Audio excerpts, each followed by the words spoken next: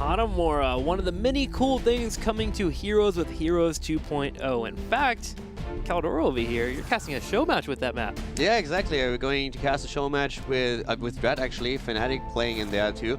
Fnatic versus Dignitas, and it's going to be super interesting to also like see Genji in action. And Hanamura is pretty interesting. They've not been kidding when they are talking about adding new mechanics to the game. Yeah. It was really interesting when they first introduced to us to just see the items that you can pick up with the mercenary camps. It's an interesting approach. Still a little bit torn to see what kind of impact that has, potentially also for the competitive scene. And it definitely adds a layer that you can use if then at some point you say, okay, this is really exactly what we want. I mean, let's check out the next battling round that we're going to, but I agree with you, man. It's exciting that Hanamura is coming out. It's very Towers of Doom-esque in terms of, like, it's different. And it really just throws in the whole idea that Heroes of the Storm is meant to be so different and so odd for every different time you play a different battleground. And it basically just continues the idea that we had with Warhead, where you can pick up an objective item, you can pick up the nukes, and now you have other items that can influence the battleground. I personally think that especially items that influence the battleground are pretty cool, giving you a bit of vision, for example, that can make big strategic plays. When it comes to like influencing teamfights, I'm probably a little bit more worried to have a snowball effect, but they are doing a pretty good job monitoring exactly how this works out. So it's cool that they are willing to just like get new ideas in the game and see how it works out. I think this is absolutely fantastic. That's what it's all about, man. It's Blizzard the game. We're going to test it out and see how it feels. Now, if you didn't see it, we're actually going to Brax's Holdout for game number 2. Expert chose the battleground, and Expert really loves this place as they like to mix in their odd heroes. What did they play the last time? The Probe. They got the Probe in. That's right. So we are going to watch the draft closely and see if Probius is going to make an appearance again. This is also the map that they won the last time, so they actually won with Probius. That is true. The wave clear that he brings is so powerful in the top lane. Fnatic, in particular, said that they felt like they got outdrafted because they couldn't just handle, they couldn't push in Probius. He controls areas too well. I've been saying it since StarCraft 2 days. Protoss is just overpowered. They need a huge nerf, and you need to make sure that you buff the Zergs a little bit. And I think every Zerg player out there in the StarCraft 2 universe in particular is currently agreeing with me. So Blizzard, please make it happen. Yeah, the 1A attack is just too much to handle in both StarCraft and now in Heroes. These death balls.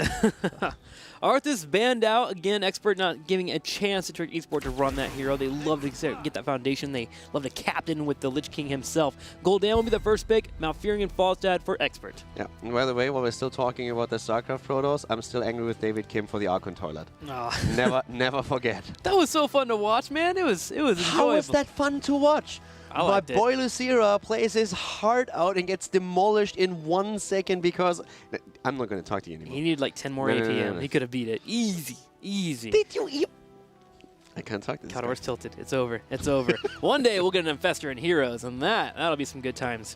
All right, so... I can agree on that. Yeah, we could drop in those Infested Terrans. So Trick Esport has Gul'dan here. One of the things that you have to consider is, do we grab Oriel here early? Do we maybe stay with the Lucio? With Team Expert having Malfurion, it's usually a decent indicator that they can run soul support if they need to. So Trick Esport has to decide what they want to get. Yeah. So all jokes aside about like StarCraft, let's have a quick look at the draft here. So first of all, the one thing that is a risk is that Falstad has already been picked, and we've seen from other teams that the Haka Falstad strategy used, where you use the global strat, just rotate on the 2 lanes and you're trying to get kills. It's a pretty cool concept to use. We could see a ban on the Haka now that Trick has decided against picking him, but it's actually Expert that bans him out here. It's interesting because they had a chance to pick him up. This is basically them saying we don't want to use this particular strategy. Dig used that to great results. They actually won easily using it. But still, I like what Trick has right now. The Zarya is amazing for them. It also makes the 4-man so much stronger. They have the Oriel with this. They have Gul'dan with this. Their draft so far looks very good. Yeah, the Zarya is also helpful for the, oops, we weren't paying attention. We pushed a little bit too far. Here's Falstad flying behind us. You can at least throw out a shield to band-aid the area. And with Oriel with Daemon Strike, you can usually push back the tank that will probably come in for the engage and get away with an escape. So they do have a good foundation for that strong rotation at the bottom. Sonya is being hovered as a potential ban here. Drop her out of the mix-up for Team Expert. I like the way that Trick is currently approaching this. I really think this is very strong what they have. A strong 4-man is incredibly powerful on this map. It is going to be a question, what's going to be the solo hero for them? What are they going to use here? And of course, for us, on our mind is always the Probe. Doesn't necessarily have to be Probius, but it's one of those things where everybody watching is probably hoping that we're going to see it again, since Expert has used it the last time. It worked really well. You were talking about the wave clear, and if that happens, then Tricked have to find a way to deal with it. And one of the best ways is usually to run a global, to jump behind the probe and take it out. That hasn't happened so far, but now we have a Trickster special in the game. Yeah, there we go. A Chromie from Expert. Who's going to run the Chromie? Is that an ADRD or an Athuro? That could... I don't think that Athero is going to be on Chromie. Yeah, I see him he's more on the melee. based. Exactly, so it could definitely be ADRD. Depends on what else they're drafting here. In the past, it was Neon with the team, but that's not... That has had a bit of a player switch happening. Yeah. Here we have the Johanna. That is a super strong foreman that they have here. Yeah, That is...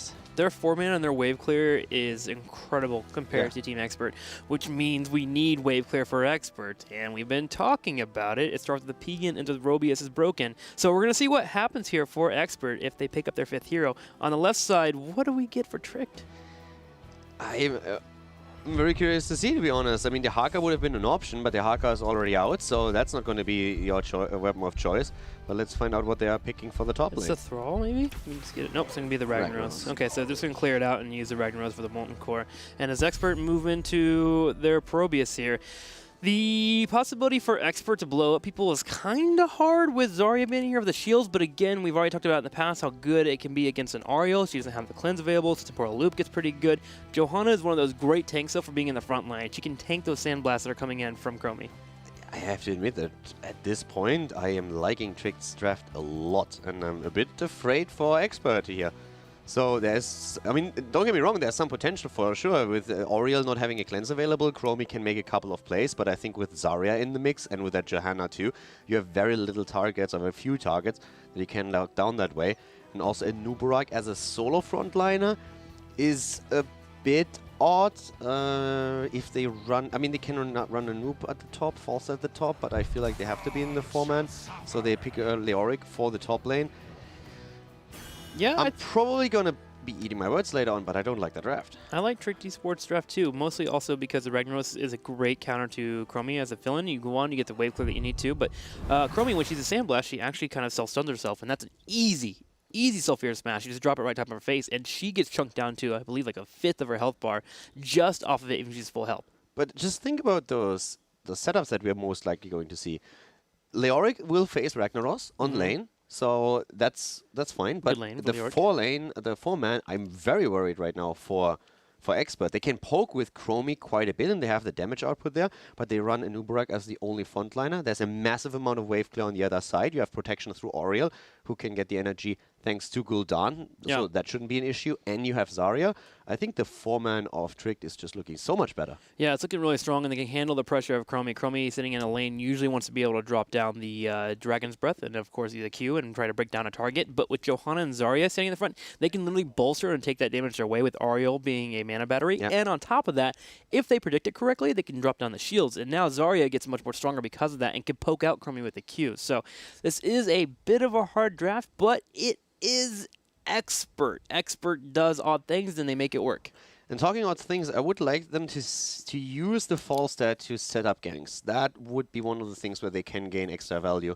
But this is definitely going to be a bit tricky right now. I like Tricked's draft a lot more than what I see from Expert. It's a hard one to cast season 1. Team Expert, Tricked Esport. I don't know what it is, but it's usually fine. But like, I'm currently completely locked in my I don't know.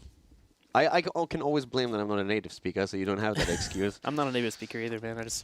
I woke up and just started talking, and it happened to be English, so it worked out. Okay, I think Expert, if they get aggressive early plays and they're able to win the first beacon phase, they can be annoying enough. The problem is Tricked Esports has insane defense, and they have insane offense, so Expert has to pull out miracles and Hail Marys to make this work, and I want to see if they can do it. Yep. Let's go ahead. Game number 2, Braxis Holdout in this best-of-5 series. Tricked Esport is currently up 1-0.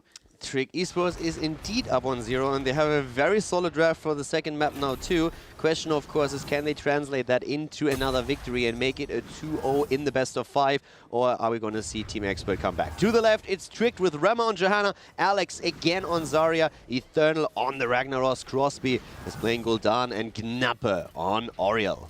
Expert to the right in the red. Falstad is being played by Nick. Nubrak by Bad Benny. Chromie will be played by ADRD. Leoric with a Thorough Angel. And last but not least, Malfurion will be played by Curson. So let's find out how this is going to work out. We have Hopelessness taken Leoric as the level 1. That's going to give him a lot of options here. It makes this hero just so dangerous. And yeah, this is basically what I've been talking about a bit earlier. We have 2 heroes up at the top lane, 4 actually. So they're trying to break up the traditional 1-4 a bit. Normally we see the top lane being the solo, but some teams have been trying to just switch that up a bit just to put some pressure on the opponent. Chromie is already going in with a bit of damage, but there's damage against the tower as well. So Tricked will have to react to the top, but they are setting 2 heroes now against Ragnaros, and that makes a bit more sense because a 4-man would just not work out here. Yeah, I think if you're Tricked here, you don't really falter too heavily to the pressure that's coming in the top lane. It's just Leoric and Falstad, and while they can clear pretty well, you can soak yourself. Just make sure that you have a spot where you always have your shield available, or at least a heal or entertainment strike before you go in for an aggressive play, and use that 4-man to your advantage. Bad Benny position on the left side, he's looking at both Ariel and Gul'dan. Those are the 2 that he would love to jump onto. If he can call them in time, ADRD can follow up with the damage. Okay, so what just happened here was that Falstad flew back down. The idea behind setting Leoric and Falstad up at the top lane at first was to try and attack Ragnaros aggressively and then fly down to the bot lane. So if you're able to chunk away half of the hit points of Ragnaros, for example, it always puts them at a very defensive spot compared to Leoric. So you get an edge at the top lane and you are going to win the lane, whereas Falstad flies down and enforces the 4 versus 4 battle down there. That didn't really pan out that way because Infernal played very defensive and stayed back. Falstad was forced to rotate back down, so the top lane is still going to be an even battle between Leoric and Ragnaros. But down here, this 4-man fight, this is what we were worried about in the draft a bit, and let's see how that pans out. And look at the movement for Tricked Esport. They originally had 3 people spread out, and they had Rimmer in a spot where if ever there was a moment that a Nubrak came in, Johanna just steps forward and takes a Sandblast every single time, which cuts the damage that Chromie can put out onto an opponent, and Ariel can heal through it. Their understanding of what Chromie can potentially do is phenomenal. I loved how they were set up. This is also a cool move that we see from Expert now, because they are realizing that down at the bot lane it's going to be very rough for them to maintain that beacon, so they are just putting extra pressure onto the top instead, taking that camp and now forcing Ragnaros in a bit of an awkward spot. At the bot lane, on the other hand, Tricked has really fast identified that there's only 2 heroes left. Went in, took a tower, and put more pressure onto the wall itself. And this is where it starts to fall apart a little bit for Expert. If Tricked Esport just keeps pushing on the bottom and keeps going in when they can, they should be able to slowly chunk away at their opponent. Granted, Malfurion is a great healer, but he will eventually run out of mana, whereas Nape, using Hope there, from Gul'dan will be able to eventually heal out. And they grab a tower here, getting a small amount of experience. Ragnaros in the top lane does have Molten Core. In fact, he uses it now just to defend. Yeah, defend, but although the towers are already out of ammunition, but Falstad is nearly dying here. Ooh. Oh, Ooh. Nick. That was a very close call, so Eternal sees the potential for a kill, doesn't get it in the end, but he's able, of course, to defend his own wall a bit more successfully than Expert down at the bot lane, which results in an experience lead for the blue team. Falstad flying bottom. Tricked will be able to call that out. Ragnaros can move forward and clear out the lane and maybe start to contest the beacon. However, it is quite difficult against Leoric, especially when you've already been bullied so far with the Falstad and Leoric in that lane. Tricked Esport, keep it up with it right now. Remember, when they move to level 10, that's when they really start to move forward. They get their Self-Fear Smash, they get Johanna plus the shield, Gul'dan also gets to bring in the Horrify. But do remember, in a couple of levels, Expert will also have a quick Heroic, and that's a big power spike for Team Expert. Yeah, the one thing that also is important to note here is that once again we have on level 4 Fealty onto Death taken by Leoric. And this is a talent that you oftentimes take when you are really locked into a lane and you want to win it. And they need to win the top lane. They just recognize at this point that they have very little chance of winning the bot lane outright, so they need to hold on to the beacon at the top, and this is why Leoric goes straight into the Fealty onto Death, one of the reasons, and why they constantly try to enforce that lane with the help of camps that they take at the top, to make sure that Leoric is never falling into a position where he loses the lane against Ragnaros, because if that's the case, then all of a sudden the objective ends up in the hands of Trick. Let's see if that lane will pay off for them. And Thorough Angel really kind of working it in here, getting damage on Eternal down to a quarter health. I believe he's already used that well too, so he is in a spot where he is going to get bullied for a slight amount of time. And Expert's going to pile it on. They grab the Hellbats in the top right to push in with Leoric and Falstad. The beacon progress is 0 for both of our teams. Yeah, well, it's a cool strategy from Expert that just enforce the top lane constantly. But again, Trick is reacting with pressure on their own, trying to barrel through that fort at the bot lane. Them eliminating the fountain is already huge. But up to the top, they have to really consider switching a hero either to the top to help out Ragnaros, or to simply say we're going to lose this, but we are going to trade and take the fort at the bot lane. But as you can see here, that doesn't really work out for them just yet. So Eternal is forced to simply soak experience, and Expert is walking away with the lead thanks to the demolishing of the fort to the top. And with that fort going down, it's really an odd spot for Ragnaros to work. Suddenly he has to play very defensive. He can't get caught out because of Falstad being able to rotate in, which opens up Team Expert to make aggressive plays in the bottom lane, which forces Trick Esport to pull back. This is actually working out really well. I'm going to have to give Expert some kudos here, because I did not expect him to get this much done with this composition. It's really cool to see how they are playing it, because they just use the mobility of Falstad to enforce the top lane. And with the fort taken out, it's really difficult for Ragnaros to go in and claim the beacon because he has no retreat. There's nothing for him to just fall back to. He cannot simply walk through the gate and then be in the safety of the fort. So he has to be very cautious. But Falstad up at the top is also incredibly low. Gul'dan, on the other hand, has already died. And this is a big battle at the bot that we are seeing now, whereas up to the top lane, Knappe and Eternal are really eager to get that beacon. They get a good percentage there, 66% before Trick Esport is finally able to grab that beacon. Team Expert on the bottom is able to grab theirs back and start pushing around. Gul'dan does spawn, so Trick Esport will have a chance here to fight back and move towards that level 10, but with the slowing sands picked up from Chromie, controls the name of the game on the bottom lane. I'm really loving the way that Expert approaches this, realizing we cannot win the 4-man, we have to win the solo lane. Getting these camps over and over again to enforce that. Now 66% on the progress for Expert. They are ahead in experience. Tricked with a lot of work done down to the bottom of the map, but it's just not on the same level of what Expert achieved up to the top. And now the rotations are starting in. Falstad being at the bot lane gives them even more experience. They want to work towards the level 10. And as you already said, we have the heroic on the side of Chromie.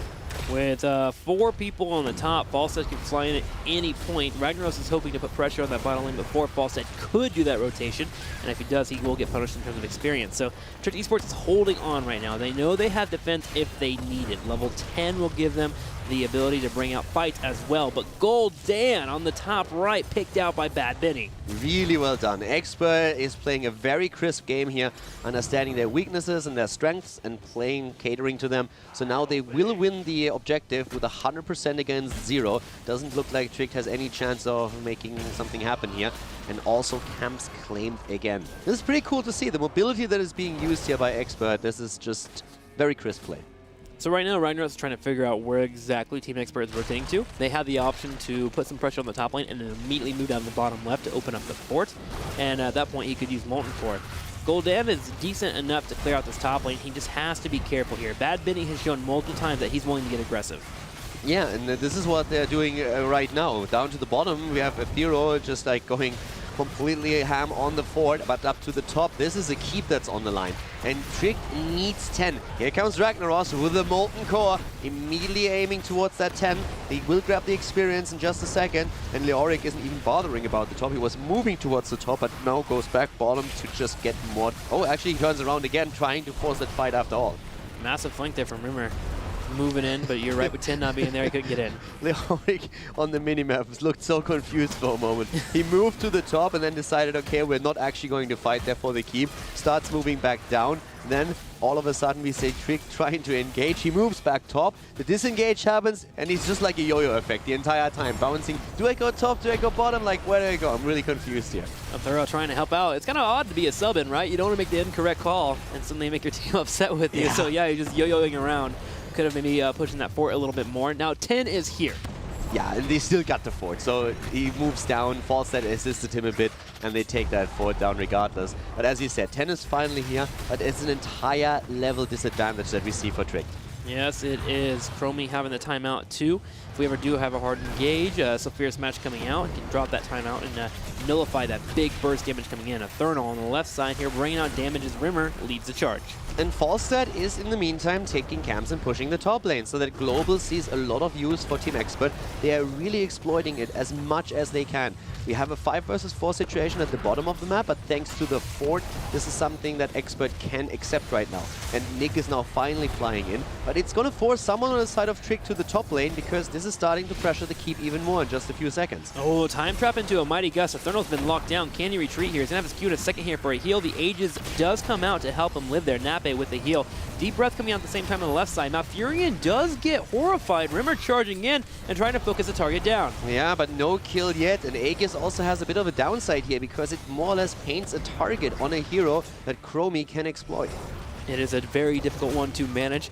Nape will have to be on point with those and make sure to not use them in a spot where Chromie has a Dragon Breath available. If that is up, it will be difficult for that member to survive when the W does hit. Now, Hellbout's in the bottom left will start pushing. The beacons have activated, and Trick Esports in a really poor spot right now. They need to clear out the top lane and the bottom lane and stop the beacons. Yeah, I'm very impressed by how Expert is playing this. I've been saying it before, and I really thought during the draft the 4-man is going to be the big weakness, which turned out to be the case, but Expert played so well around it and utilized the global to such an extent that it doesn't really matter in this game. So the creep is pressured. They took down both of the forts. Now the beacon phase is at it again, and they have a talent lead going into the second objective. This is looking fantastic for Expert. Rimmer charges in, the beacon holding. Leorc's on a big flank on the left side. Trick is not aware of this, which means if they overextend or use a shield at the wrong time, Leorc can get a takedown. That Entomb is going to be important here. Already using the Drain Hope, they're aiming for the beacon. This is one that they have to hold since Falstad is pushing the top again. And Falstad again taking another camp, pushing the top lane. This keep is gonna fall eventually. He's doing so well here. Team Expert is just stressing out Trick Esport, and you can see it in their gameplay. They're wanting to turn around, they're wanting to force a fight, but Expert just never gives the opportunity. Horrify does go off, and this could be the opportunity. So Fierce Smash connects Falstad. Wow, the smash to the face right there, and the bird is down. That was really well done. Getting the Horrify in, and then Eternal is just like, I got enough of this. Goes in, drops the ult, hammers him into the ground, and that's the end of Falstad. But they still need to send someone to the top. First of all, to claim the beacon, but also to defend their own keep. You're right. That's the unfortunate part here for Trick Esport, is they have to deal with the pressure on the top, and they only got to pick on Falstad, which means Expert can keep sieging away with Chromie on the right side. She, sadly in my opinion, picked Mobius Loop, but it does work out in this scenario. It's a 4v5, and you keep shelling out opinions, you can keep putting out damage, you can start hurting the opposing team, and eventually at some point they have to back up and deal with the pressure on the top. What would you have preferred? Dragon's Eye? I actually prefer Chrono Cygnus. Dragon's Eye is more of the meta pick, but Mobius Loop does make sense here for a couple reasons. One, for defense, you can kill out the Hydras in a couple of sweeps there with the W. It will take some time, but the cooldown reduction is great. And then in that spot right there, when they lost Falstad, they were able to do enough damage to keep out Trick Esports, and it kept coming over and over again. Yeah, so at this point, we also have again 36 points on the progress bar, and that's the level 13 talent. So Trick can now take fights a lot better than before. The issue still remains that look at this. Falstad is just like now switching to the bot lane. He's just saying, guys, I don't really care. If you just transition to the top, I will do the same thing I just did top lane now at the bot lane. We're going to take the camps, we're going to push it in against the keep, and you will have to rotate one hero down eventually. That's a long way to go. I simply fly top, turn it into a 5 versus 4. We grab the next beacon. Tricked is... It feels like they are a bit in a checkmate position. They have to find some way to deal with this. Ragnaros got now just stopped from portaling back, and that's going to be the keep at the bot lane. You're going to have the Entomb also hitting on Thurnal, the Slowing Sands. He will live for now with Nape, but yes, the keep is dead. Falstad gets it. Leave it up to Expert to make people hate a Birdman, just pushing on the bottom lane, being really annoying. Yeah, Tricked is currently just dying a slow and painful death. Can they get the engage they want? They want to fight. The Slowing Sands have made it so difficult. Finally, they hit Bad Benny on the right side, but he turns around and dives in. Alex, the Proji falls. Great, it's really impressive. Expert is completely outplaying Tricked at this point. Rema Baller is trying to hold... The reason why Rema Baller actually suicides there, why Alex was in that spot, is they have to hold the beacon. They cannot give it up. If you just look at it without realizing the pressure that they're under, you might ask yourself, why do they stay there? Why do they not retreat? The answer is simple. Once that the next objective comes, this could be game. And now we're having 3 kills against 1. It's another 100% versus 0% objective in favor of Team Expert. They're hunting down Gnappe now, and that Zerg wave is going to move straight through the bot lane and has a very solid chance of finishing the game and taking the core down. Yeah, it's very unfortunate that Molten Core not being available, Ragnaros having no clear whatsoever, Gul'dan not even being on the field. They were able to kill Falstad up in that top lane, but it doesn't seem to be enough at the moment with a big beacon phase pushing in down here. 16 available for Expert as well. Chromie sieging away. Alex Aproji just spawns and dies again. Yeah, outplayed straight to finish. Incredibly well done. Falstad really making all the difference here. They go straight for the corner. They try to finish the game here. Let's see if they can actually pull it off or if Tricked has a chance to come back into this. Rema is about to fall. Yep, there we go. Gets the mace to the face. And we have 9 kills against 2. A 3-level advantage. The core dropping in hit points. They might be able to save it for now. There's a Horrify, maybe, but Gul'dan is dead, and that should be the end of it. NDRD's a magician, making Gul'dan disappear there with the damage. Nick just attacking the core, and we're going to tie up the series here. 1-1 between Team Expert and Tricked Esport.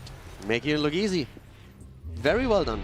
Yeah, I really did not think the draft was going to pan out that way, but yeah, you're totally correct. The top lane, the constant pressure on the Ragnaros was just enough to make it where eventually they got in checkmate, as you mentioned. Exactly. It started right at the beginning when they were aiming to just drop some of the hit points of Eternal to give Leoric a better chance. Then Falstad flies down. They have the 4-man. They realize, okay, we're going to lose that in the long run, so they just rotate Anubarak and Falstad to always claim the camp at the top, put extra pressure on it.